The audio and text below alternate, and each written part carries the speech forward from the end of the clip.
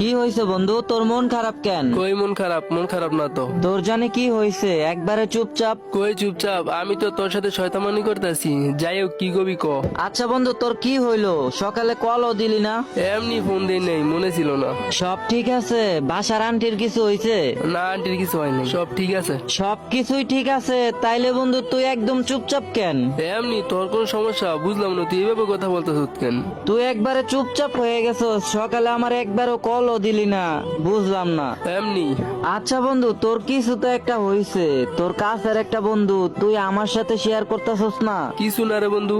কিছু তো একটা হইছে, আমারে বল সব কিছু খুইলা। মা অসুস্থ বেটা, মারে নিয়ে হাসপাতাল যেতে হইব, ইমার্জেন্সি 10,000 টাকা লাগবো। কি হইছে আন্টির? জানি না, ডাক্তার বলছে সকাল 10টার আগে যাইতে, এখন তো টাকা লাগবো, কেমনে যাবো? আচ্ছা এই ব্যাপার, তুই আমারে আগে কইবি না?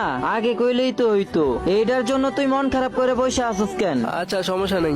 আচ্ছা বন্ধু, তুই এখন থাক, আমি একটু পরে তোর সাথে দেখা করতেছি। আচ্ছা যা। কেমন আছোস ভাই? এই তো আলহামদুলিল্লাহ ভাই, ভালো আছেন? আমার কাছে তো তোদের বন্ধুত্বটা অনেক ভালো লাগে। কেন ভাই হঠাৎ এই কথা? আচ্ছা তাহলে শোন। আসসালামু আলাইকুম ভাই। ওয়ালাইকুম আসসালাম। একটা কথা ছিল ভাই।